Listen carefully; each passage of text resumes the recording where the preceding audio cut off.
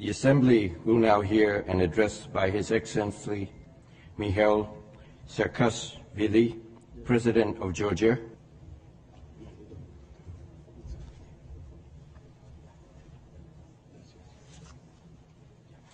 On behalf of the General Assembly, I have the honor to welcome to the United Nations His Excellency Mikheil Saakashvili, President of Georgia, and to invite him to address the Assembly.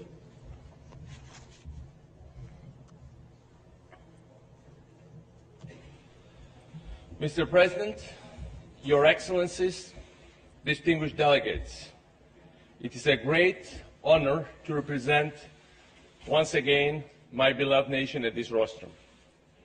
During the past decade, as I had the privilege to address this hall, Georgia has moved from a failed state to a market democracy. We have experienced both advances and setbacks, both breakthroughs and mistakes.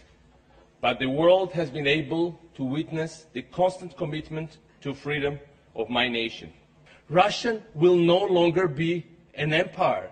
It will become, finally, a normal nation state. This is the horizon we should prepare for, all of us together. I have spoken about the beginning of the war in Abkhazia.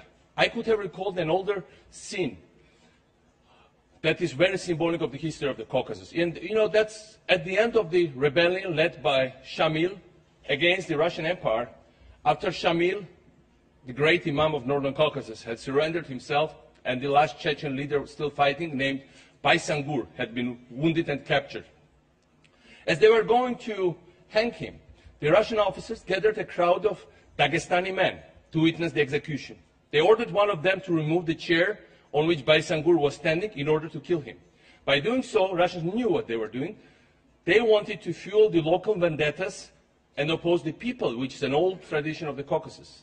Seeing this, valiant Commander Baysangur moved the chair himself, committing a forbidden suicide, forbidden under any religion and of course Islam, and preserving the relations between neighbors.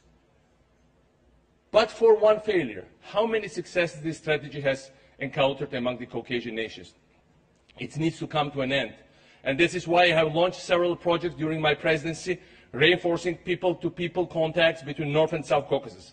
Projects focusing mostly on education and on university exchanges.